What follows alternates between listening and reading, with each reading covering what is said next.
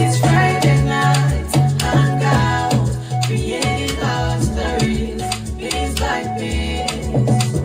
This is Friday night, Hangout, creating our stories, piece by piece. Exploring limitless opportunities, illuminate our path, amplify our impact. Oh, it's Friday night Hangout. It's Friday night Hangout. Are you feeling stuck in your business, professional, or personal life? Or are you struggling to find purpose and direction? Imagine having a clear sense of direction, achieving your goals, and living a fulfilling life. Joy Onyesoh Coaching Consult is here to help you. We will work with you to identify your strengths, overcome obstacles, and develop a personalized plan to achieve your dreams. With our coaching and consulting services, you will gain clarity, confidence, and the tools you need to succeed. Do not let fear, lack of clarity, or doubt hold you back any longer. Take the first step towards achieving your goals and living your best life. Contact Joy Onyesoh Coaching Consult today. Joy Onyesoh Coaching Consult, empowering you to reach your full potential. Call, SMS, or WhatsApp +234 704 229 1171. Or you can visit our website www.joyonyesohcoachingconsult.com.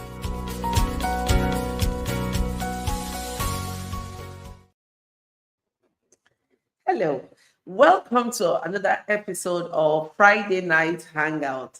My name is Joy Onyesoh, and I'm super excited to welcome you to this exciting time that we're going to have together today. So this is our season 20, episode 226, and today we are talking about building professional relationships, networking, and collaboration.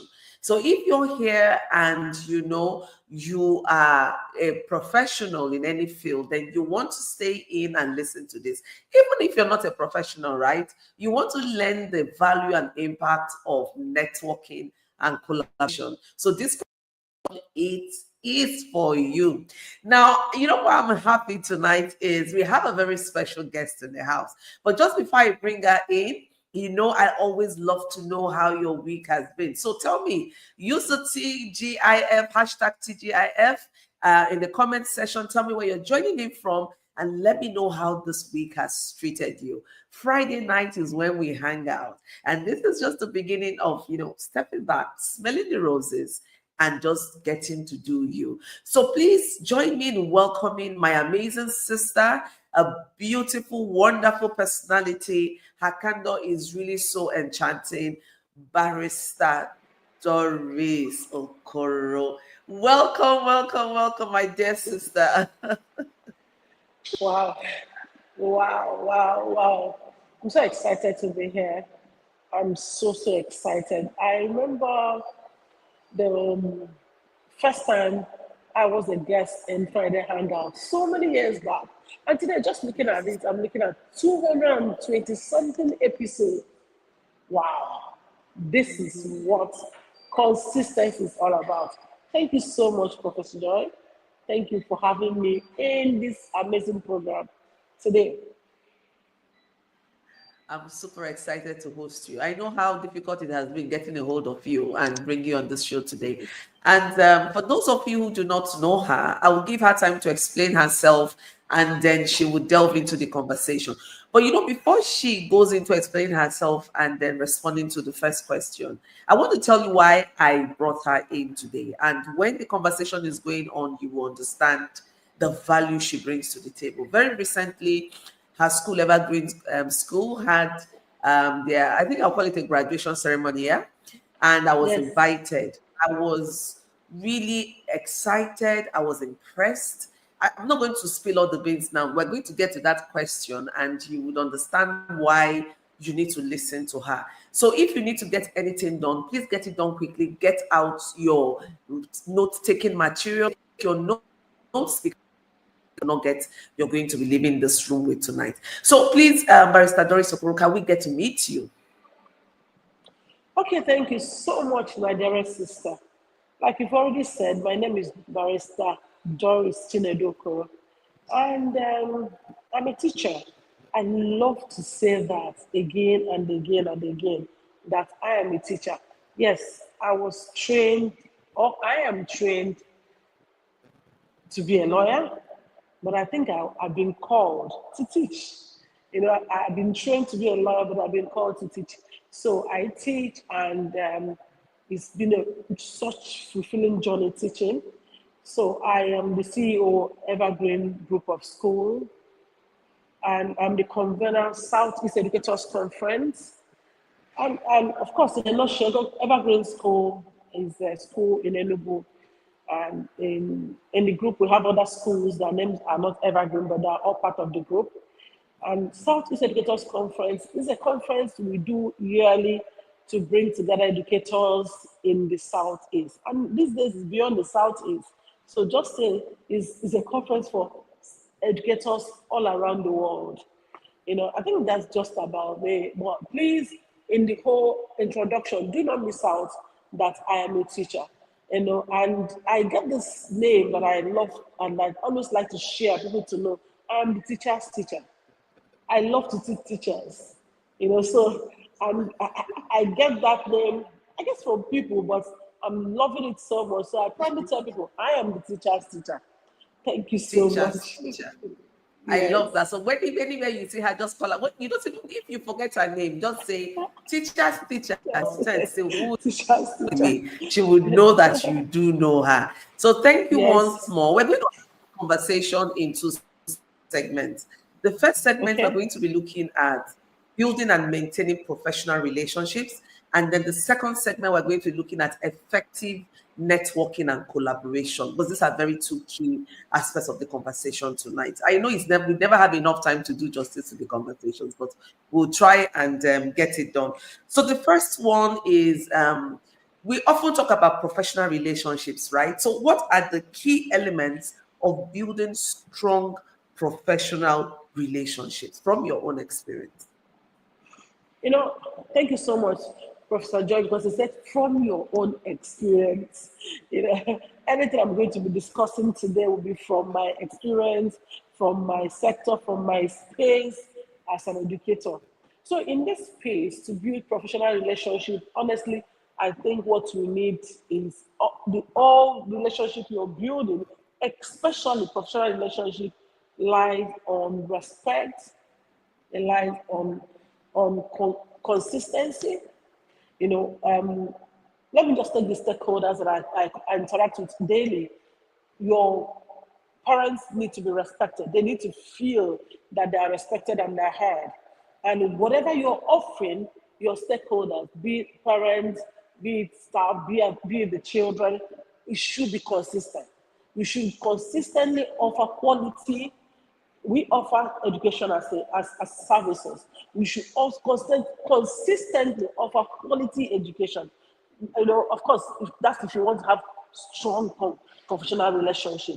Your community, your space, your partners should be able to see and say and testify. I mean, it's the same thing. It has been consistent all the way. And I mean, I'm respected in this school. I'm heard in this school. Yes, I'm a staff, but I'm heard. Yes, I'm a staff, but I'm respected. Yes, I'm a parent, but they respect me and I'm heard. I think that's really what we need in our space to build strong professional relationships.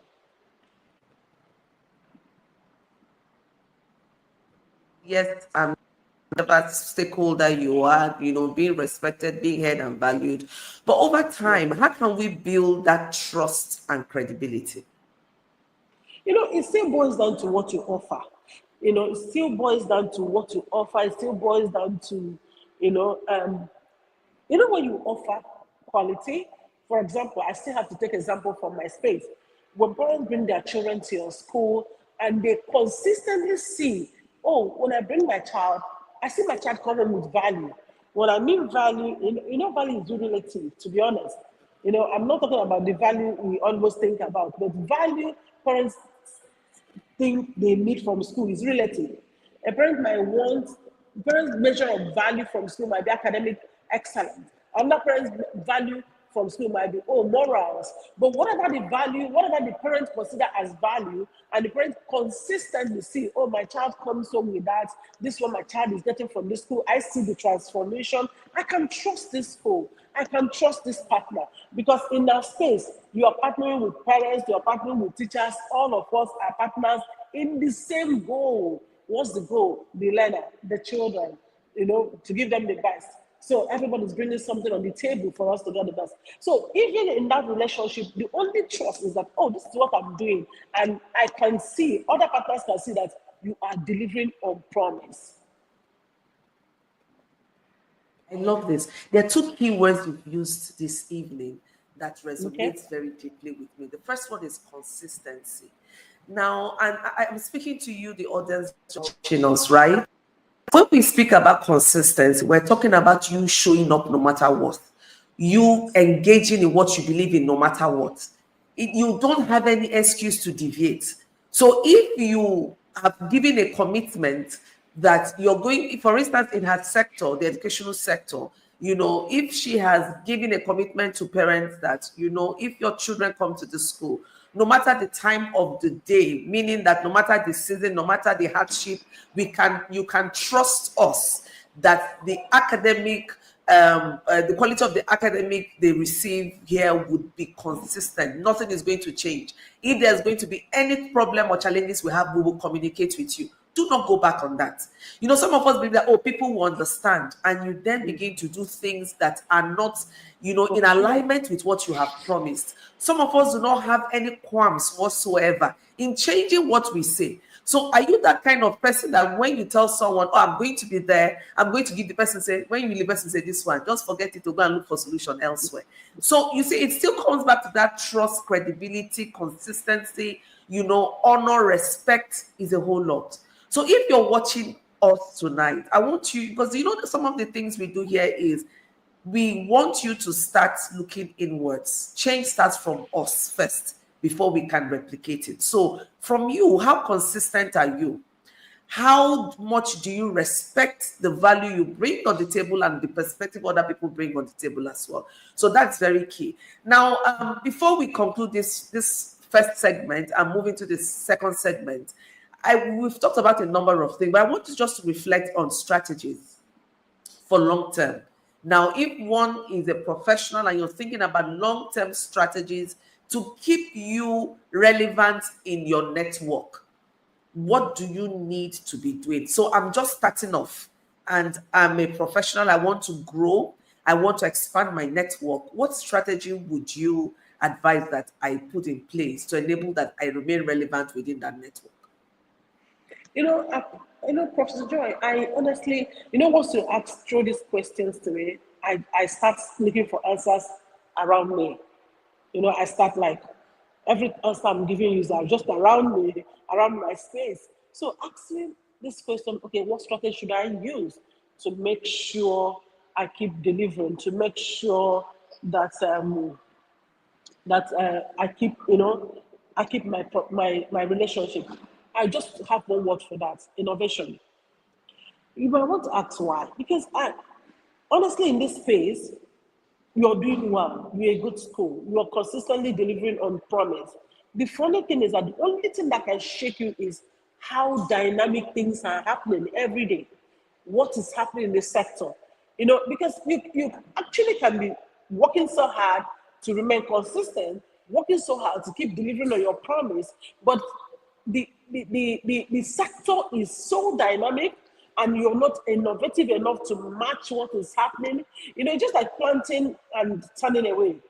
So in this sector, for you, the strategy you need to have, build and have it around you is strategy of making sure you're watching. It's like watching astronomies, astronomers, I don't know what they're called, but it's like the way they watch.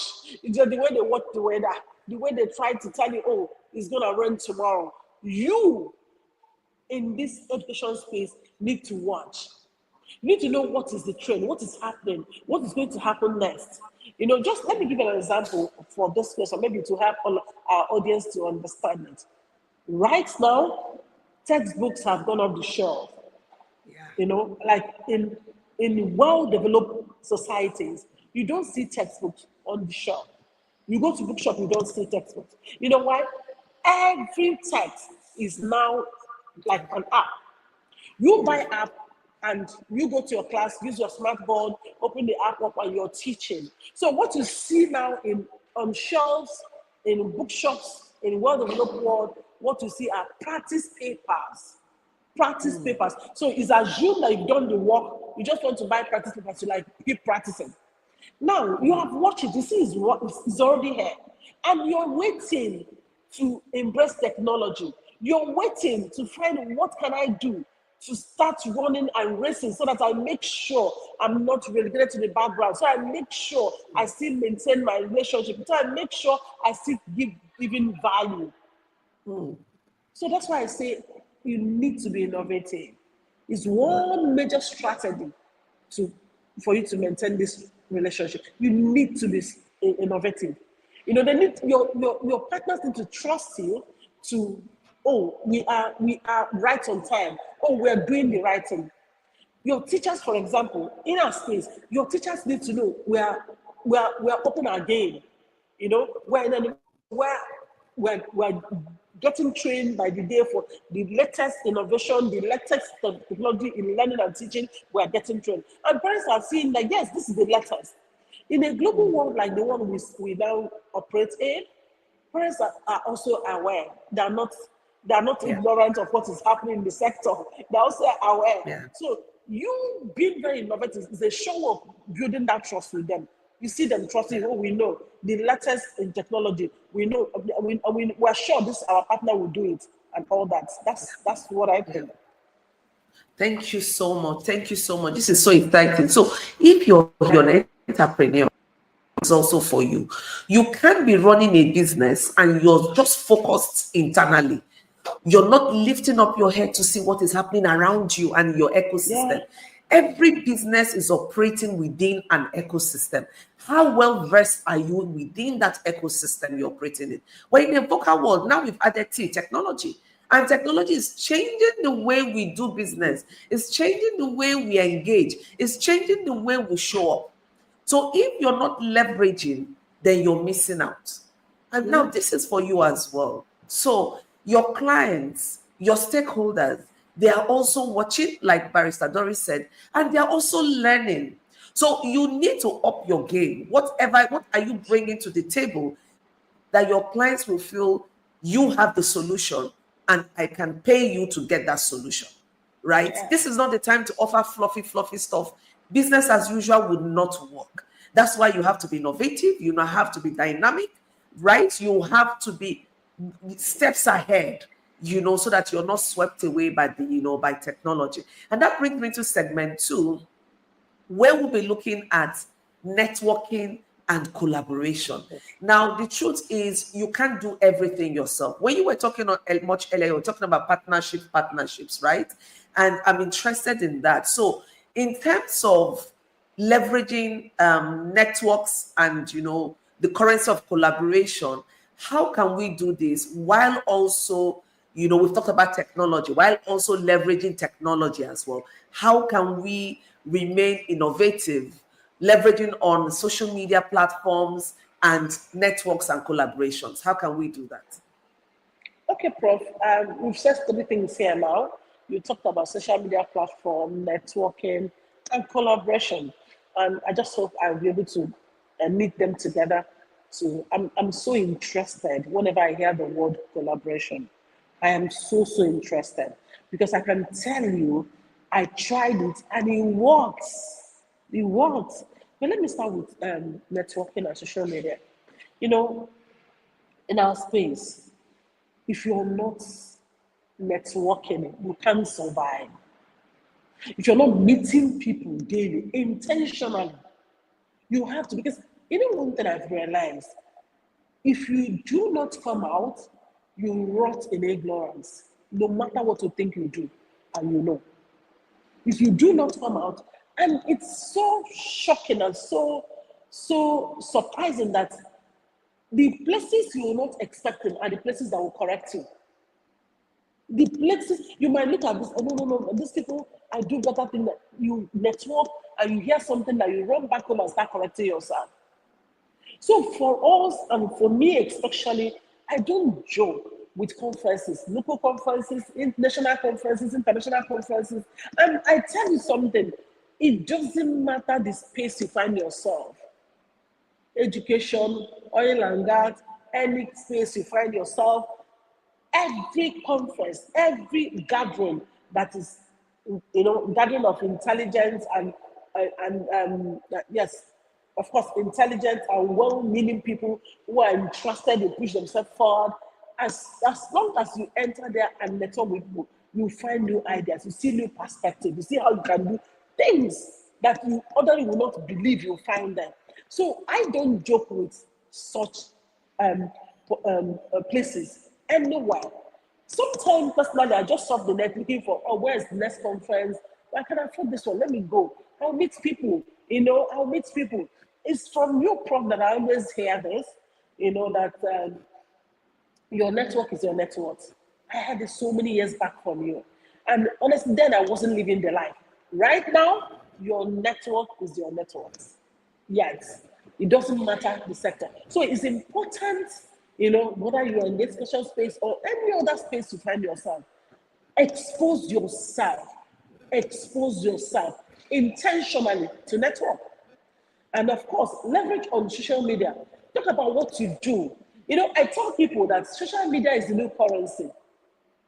Social media is the new currency. And whenever you come out to social media to network and also, show the world, showcase yourself to the world, make sure there's something you're selling. I always tell people the danger of social media is if you are the consumer. But if you're also there to market, you find out that it's going to be useful to you. So for us in education space, people need to see what you do. People need to see it. People need to know. Show them every day, oh, look at what I do and look at how I do it. And of course, the last thing we mentioned there, Prof, is collaboration, which is, like I told you, is my best word these days. And I keep asking myself, why did our parents not expose us to that? And I realize it's because of the kind of education we were given. We were given education that made us cover our books. When you're writing an exam, you cover your books. When you're writing simple text in class, you're covering your book with your hand. So that's never exposed us to concept of collaboration. But you can imagine these days in classroom where children are now made to sit in groups of 4, giving work together. They all do the work together and do presentation. So collaboration is now being enforced, not just being enforced. Children are finding themselves. They might not know what they're doing, but they're finding themselves working in teams and they're comfortable working in teams. Nobody's now struggling. I want to be faster. I want to be second. Children are not comfortable working in teams. Now, for those of us who are not opportune to be trained like that, we still struggle with collaboration. But if you understand today that collaboration is the new competition, maybe you will get some deliverance, yes. Understand today that collaboration is the new competition. If you want to compete favorably in your sector, please collaborate well. Why do I say this? Because I realize that you cannot be an island. In this sector, we have school leaders. By the grace of God, in our town, in Enugu State, I tried so much when I entered into the sector to start collaborating with other school owners. And I tell you the truth today, school owners that I have been collaborating with are the backbone of what I do. They are the backbone of what I do. And it will surprise you that we are like walking distance away from each other. One of the things that make people so scared of collaboration, you want to see the next person as a competitor, especially if the person is in the space where you are. No, That's wrong. They are not competitors. They're your collaborators. They make you better, you make them better. Especially when there is genuine collaboration, because we've seen it all, but I don't want to go there. What I'm trying to say is, as long as you find people and knowing that it wasn't just be in your sector, Like I collaborate with my colleagues, I collaborate with other people to make my work easy. Other people from other sectors that need to help me make my work easy. I have to find a way to, okay, let me call those one partners, but sometimes I do also collaboration with them just to make my work easy. So what I'm trying to say here now is this. I just want to leave something, and I want it to enter into the mind and heart of the audience. Collaboration is the new competition. I just want you to know Beautiful. the latest way to compete now is collaboration. So if you're still in your corner, covering your paper, covering your work, covering what you're doing, you've been left behind. By the time you open your eyes, you won't see anybody. People Yeah, have been flown away. You're there doing it. Thank you so much. they've all gone. You've all gone. Thank you so much. So, joining in, welcome to the Friday night hangout conversation. With me today is barrister Doris Okoro, and we're having conversation on building professional relationships, focusing on network and collaboration. So, if you're in here, please sit tight. These are 226th episode. Now, barrister Doris, we've been talking about collaboration, and yes, we've identified as a new gold mine, something we all need to tap into. How can we identify collaboration opportunities, right? How can we? You know, first of all, collaboration that is not within your colleagues, collaboration that you need for your services to be better, you identify them. For example, I I know that in any curriculum right now where you don't have programming as a subject is faulty. Coding as a subject should be from primary one. But the other day I read that China had made AI education compulsory from primary one. And I was just telling myself, we are still struggling with coding and programming. These people have gone to making AI compulsory for primary one children. So I know very well that if you don't have coding and programming as a subject, before now it is something that they are doing coding. It's not, they just take it as like a side thing. But now, no. If you don't have it as a subject, then you have a very faulty thing you're running. And how can you do it if you don't find collaborators in that space? You have to reach out to people. Oh, please, can we collaborate on this? You ask, how do we find collaboration opportunities? So, first of all, the areas of need. You can find people to collaborate with in the areas of need.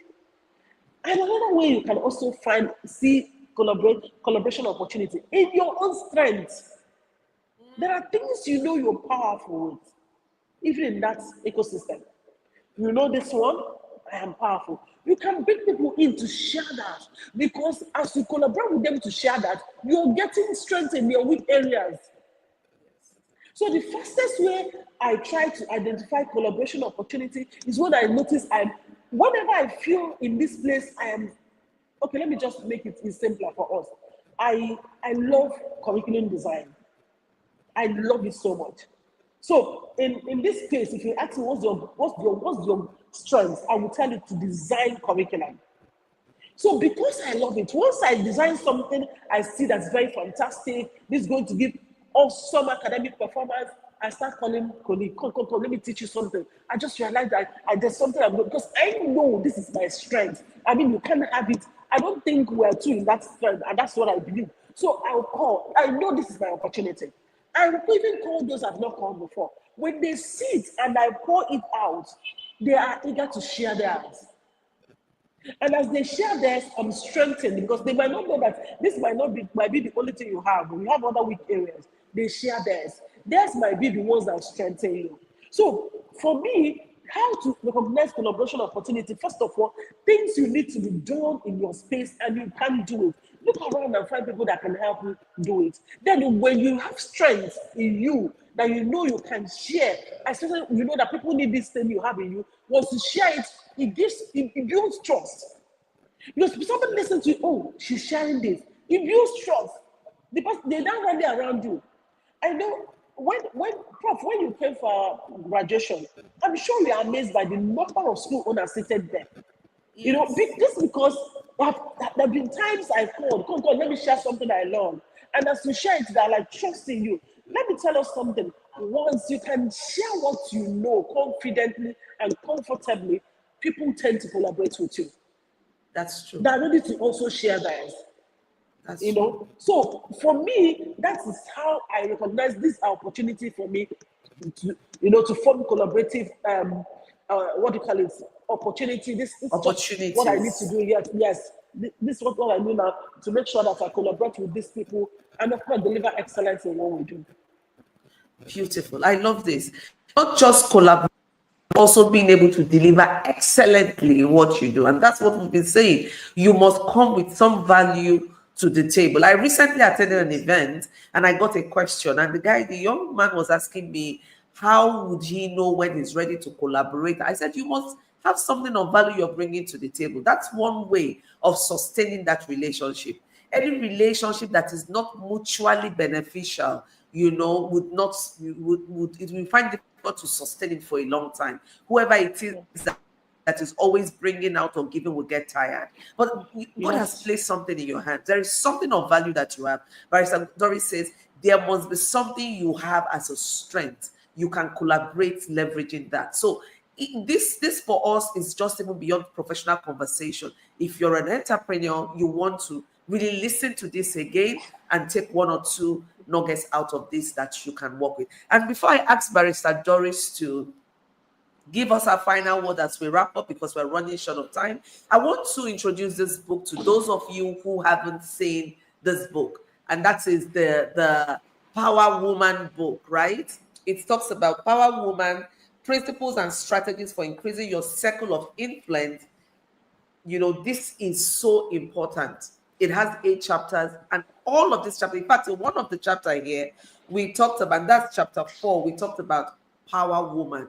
The P, what does it stand for? The O, WER. So if you're here and you want to understand how to stay focused, how to understand what your unique value proposition is as a business, or your personal value proposition, or understanding what your values are, then you want to quickly grab this book. We're going to put a link in the comment section where you can click on and get this book, and it's not expensive at all. You may have one or two people you want to give this out to. I tell you, this is a mindset transformer.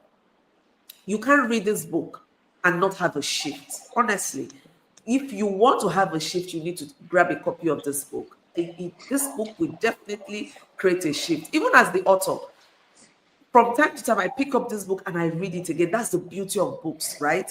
They're timeless. And so you can't go wrong with the Power Woman book. So I encourage you, even if you have teenagers, a young girl, you have someone in the university, you have an entrepreneur who is starting off, or even who is already set in his ways, and you want to bless that person, please grab a copy or copies and give to the person. The person will thank you. These are things you gift that the person would forever remember you, that started that journey of shift or change in their life. So you don't want to miss getting this, right? Now I will come back to my sister Barrister Doris. Like, what will be your final word as we wrap up tonight? Okay. Okay, my dear sister. When you said you're going to come back to me, final word, I just kept thinking. And what just kept in my head is this thing you said. I explained it, but you summarized it when you said you must bring some kind of value on the table. You must bring it. So I just told myself, listen, for collaboration to work, because sometimes people really ask me, how come you're able to get all these school owners? How come you're able to get all this colleagues in the industry? And you will really do things and come together, and people see that even years. Now I sit and think I know. What happened was I consistently have brought things on the table. Consistently. And it's not something you're bringing. You're now doing your checking if the other person is bringing. No, you're genuinely consistently bringing things on the table.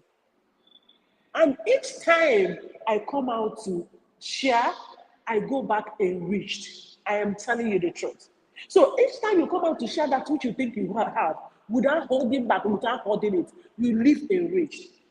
This power of Diary of CEO said something. If you want to master it, you teach it. It's one of the laws. If you want to master it, you teach it. So each time you come on to share that which you have, in the spirit of collaboration, you go back enriched. You go back enriched. So my last word to our audience this evening, no matter what you're doing, no matter the space you find yourself, can you try sharing value with your colleagues genuinely from your heart? Maybe you're frying akara and you know tricks you can fry the best of akara. Can you call the next person frying akara? Can I teach you this? Don't be afraid of competition. No, there's no competition anywhere. There is none. That's just the truth. And that truly is my word to our audience this evening. Thank you so much. Thank you so much.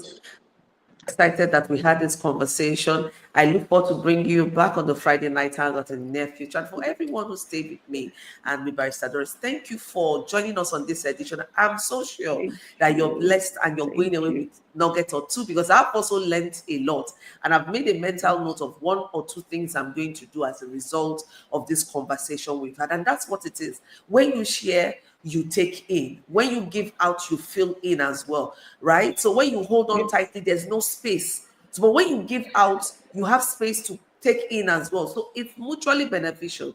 I've listened to my sister Doris. She has listened to my summary and see the way we are just connecting each other's thoughts. And I'm hoping that you, as the viewers watching this, there is something you're going away with tonight. Thank you so much for always trusting Friday Night Hangout. I look forward to seeing you next week, Friday, where we also would conclude our conversation on this month's topic of the types of relationship and the benefits of building effective relationship. Thank you so much, Barrister Doris. We look forward to seeing you next time. From all of us and my team in the studio, is bye for now. We love you. See you soon. Bye. Welcome to our She Speaks Masterclass on sustaining momentum, strategies for long-term impact. Are you a visionary and ambitious woman ready to scale your business and grow your impact? I am Joy Onyesoh, and I invite you to unlock your full potential by attending this 2-hour virtual masterclass. In this class, you will discover the secrets to sustaining growth, empowerment, and success in your business. We'll cover the fundamentals of business development, building a sustainable structure, and accessing resources for growth. By joining this masterclass, you'll gain clarity on business development principles to drive growth and success, a sustainable structure to support long-term expansion and momentum, resources for growth to fuel your business expansion, and a strong personal brand to attract opportunities and impact. That's not all. You'll walk away with a clear plan to sustain momentum in your business, strategies to overcome obstacles and stay focused, and a supportive community of like-minded women holding you accountable, and of course, practical tools to drive long-term impact and success. So, register now for our Sustaining Momentum Masterclass happening on the 30th of August 2025, and take the first step towards achieving long-term success and impact. And you know what? Distance is not a barrier, because this is holding virtually. Do not miss out on this opportunity to sustain momentum in your business. Register now and let's get started on this journey to success. See you on August 30th, 2025. Follow us on social media for updates and behind the scenes insights. See you in class.